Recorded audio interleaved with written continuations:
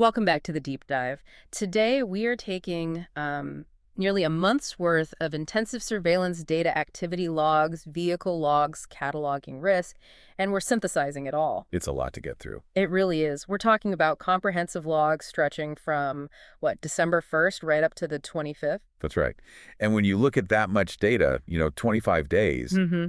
you see 56 logged events, which then ballooned into 75 distinct location-based occurrences. That's a massive amount of complexity. But our mission today is pretty simple, right? We need to filter out all that noise and find the operational core. Exactly. And what we ultimately uncovered was, well, it's fascinating. It's almost like a split shift operation. We have to identify key behaviors among specific subjects, we call them codes, and then contrast that against a totally separate set of risks. Vehicular traffic, yeah. Yeah. And that structural split is, I think, the biggest finding of this deep dive. It has to be. The synthesis is so critical because these two threat profiles, the individuals and the vehicles, they operate on completely different schedules. The initial scope was just, find the who, the where, the when. Right, the basics. But what we're giving you now, Yeah. it's the highest probability roadmap for the coming weeks based on two separate, really well-defined threat windows. Okay, before we go any further, let's quickly define the players, just for anyone jumping in. When we say codes, we're talking about the specific, unique identifiers for the people being tracked. Right, operational identifiers. In the main area of operations, the hotspot, we're almost always talking about VetchGate 1. It seems to be the central point for, well, for everything. It is. It's the gravitational center. Yeah. So let's start with the codes, the subjects. One individual just dominates the activity logs from the get-go. Code 0 wecking. Code 0 I need, yeah.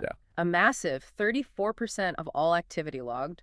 That's more than a third of everything documented, linked to just one identifier. I mean, it shows incredible mobility, high frequency across multiple zones. They are, without a doubt, the primary subject of interest in this data set. So if code 019 is the main subject, is VetchGate 1 the main location? It is. Over 50% of all detections across the entire subject data set happen right there. Like I said, it's the gravitational center. It just pulls all the activity to that one choke point. Okay, so we have the dominant subject, the dominant location. Let's talk about the when. When is all this actually happening? Well, the temporal pattern couldn't be clear. It's so well-defined, we're calling it the morning operation window. Okay. It's a very, very tight 2-hour span between 05:000 a.m. and 07:000 a.m. That represents the single most consistent activity peak we saw in the logs. So if we put code 019 and that morning operation window together, what does the predictive model tell us? It gives you pinpoint precision. The statistical model forecasts that code 019 is most likely to appear at the intragate at approximately 06:00 a.m. Wow, that's specific. Yeah, and we have extremely high confidence in that prediction. Mm-hmm. It's based on 19 previous occurrences logged at that specific time, that specific location. The strategic takeaway there is huge. You don't need to spread resources evenly across that whole 2-hour window. Exactly. You can pull back a bit on the 5 a.m. observation and then just focus resources sharply on that crucial hour around 6 a.m. That's incredibly valuable. It's also interesting to look at the macro trend. I mean, the activity volume wasn't consistent through December, was it? It spiked dramatically. It did. Between the 15th and the 24th, it suggests a concentrated period of heightened operational tempo, maybe an acceleration of planning or observation right before the end of the year. Makes sense. Absolutely. Now let's look at the actual profiles of these subjects because, not all activity is created equal. We see two really distinct behavioral types emerging. Okay, what are they? First, you have what we're calling the stationary profiles. These are individuals like Code 33 and SDPI at Tenant Tracker. Their behavioral correlation is 100% with VetchGate 1. 100%. So they never move. They're essentially glued to that location. It suggests a fixed post observation role, probably focused exclusively on logging vehicles or personnel moving through that specific gate. For Code 33, it's not a probability, it's a guarantee. If they're active, they are at VetchGate 1.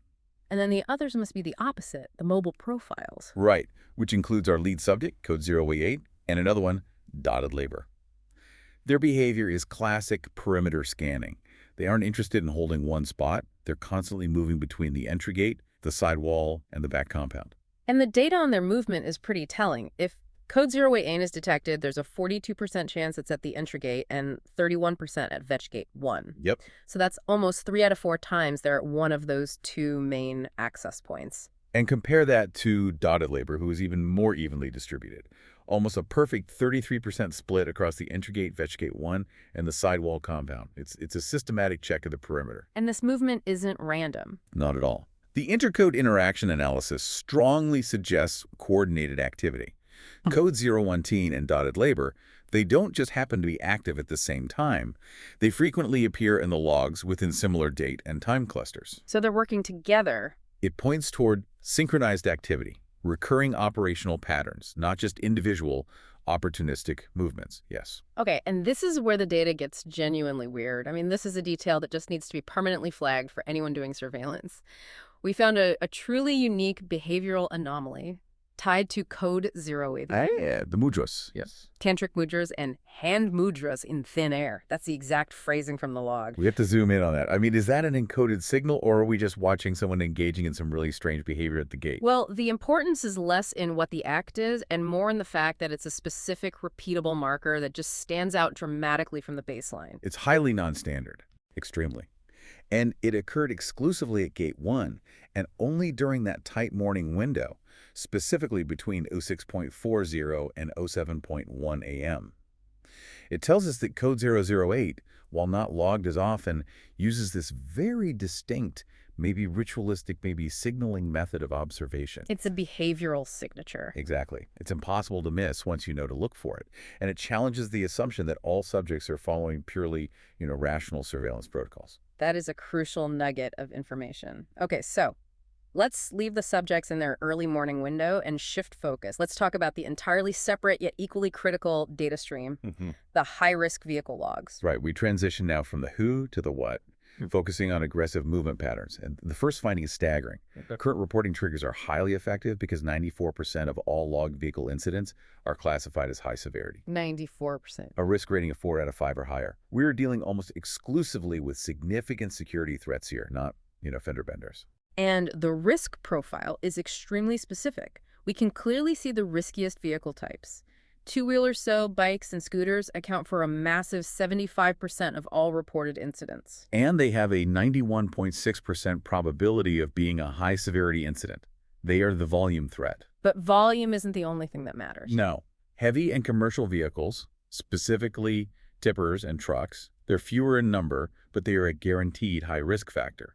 100% of their incidents were rated as high severity. 100%. Often involving highly aggressive, deliberate maneuvers like right overtaking or, and this is critical, coordinated convoy maneuvers. They're the high-impact threat. This raises a fundamental question then. What predicts that high severity? Is it just speed or is it the human element? So we looked closely at the behavioral drivers. We found a moderate positive correlation, think of it as, a connection where two things rise together between suspicious driver or passenger behavior and the incident severity. So if the driver looks suspicious, the risk goes up.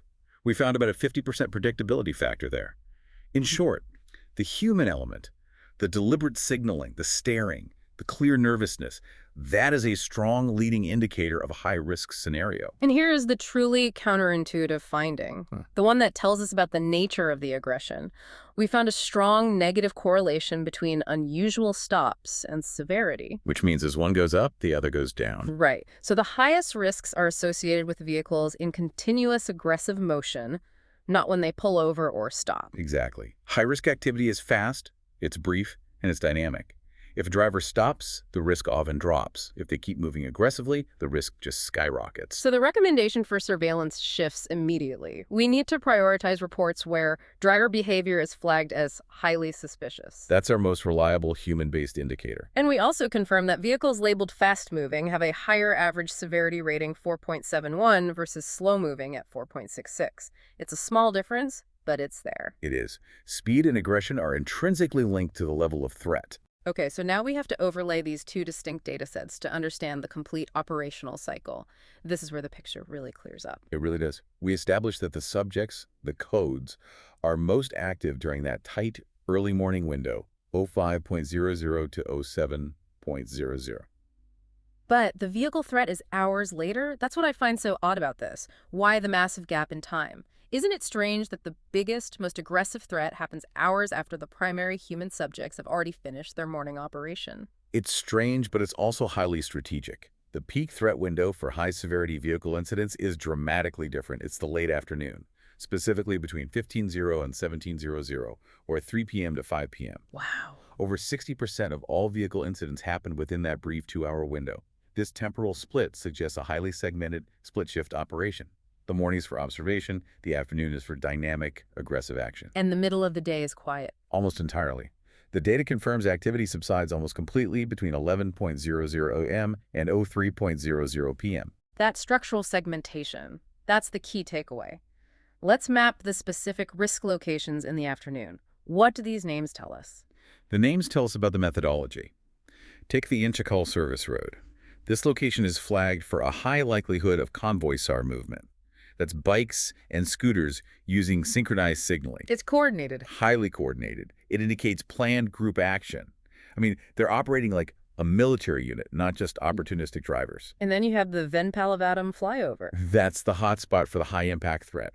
The dangerous driving, the aggressive overtaking, specifically by those heavy commercial vehicles, the tippers. Right. The flyover provides a perfect transition point for speed and aggressive maneuvering, which we know is tied to high severity. And finally, we have to talk about the Vedicod Church area near the school gate. This location consistently maintains a severity level of 5 out of 5, maximum threat.